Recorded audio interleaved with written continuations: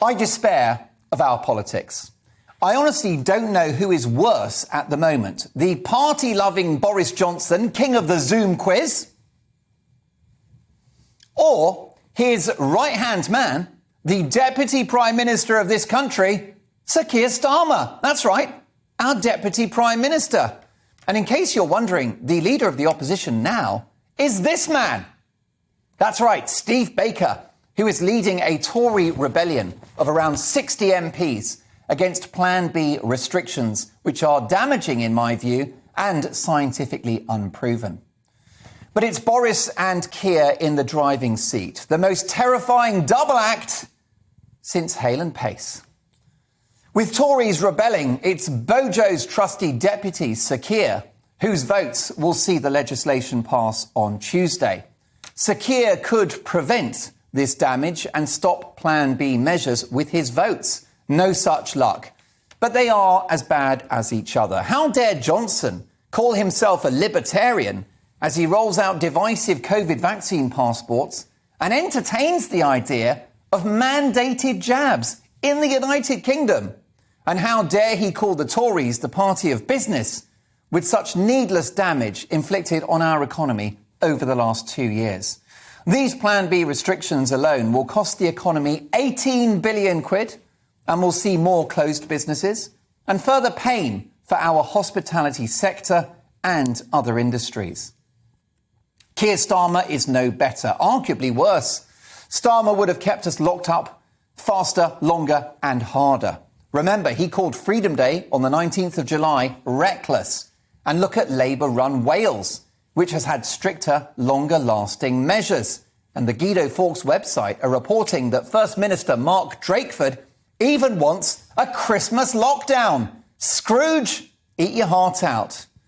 Now, the pious, hand-wringing, most Reverend Keir Starmer, a man so holier than thou he wants a sainthood as well as a knighthood, has no right to call Labour the party of the working people, when working people and those at the bottom of the economic ladder have suffered the most as a result of COVID measures.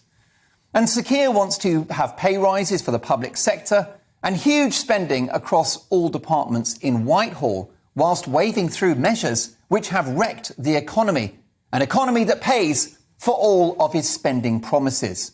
So the real leader of the opposition, Steve Baker, and a handful of principled backbench MPs will be voting against Plan B restrictions because they rightly point out that whilst Omicron appears to be highly transmissible, it also appears to be significantly milder than previous incarnations of the virus. Don't take my word for it. Here is the South African medic who discovered it, speaking on LBC this weekend. After 4 weeks, this is now our fourth week, there's no reason why you can't trust us when we say to you it's mild disease. We're not saying that there will be sick patients. That's not what we're saying. We say the majority is mild. There's no need to hospitalize any of these mild cases. There's really no need. And these patients recover within about 5 days, whether you are a child, whether you are 80 years of age, whether you've been vaccinated, whether you have not been vaccinated. No evidence Omicron is severe, but we roll out Plan B anyway. No evidence COVID vaccine passports work, but we roll them out too. Flaky evidence that masks stop the spread. But of course, we will have mask mandates. Work from home orders, endless testing of healthy people, all scientifically debatable, but we roll them out nonetheless. It's not dates or data that now guide this government. It's fear and ideology.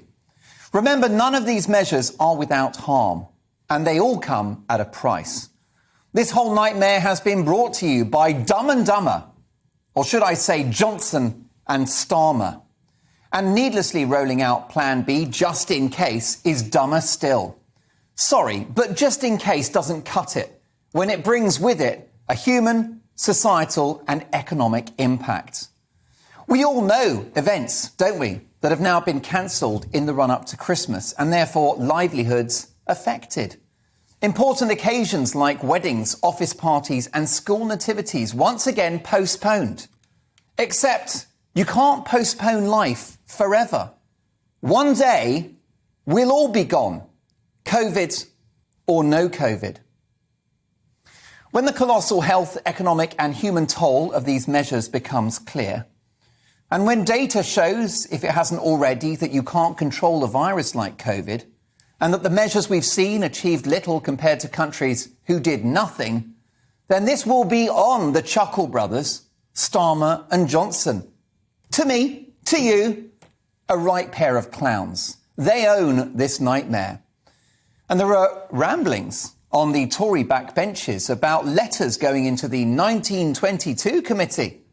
A possible leadership challenge. And who can blame them? The Prime Minister limps from one self-inflicted disaster to another.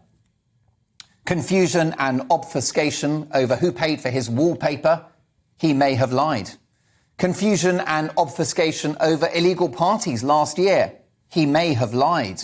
The one thing we know for sure, the Prime Minister's promised that we would sensibly and slowly lift restrictions out of this pandemic. Well, it's not happening.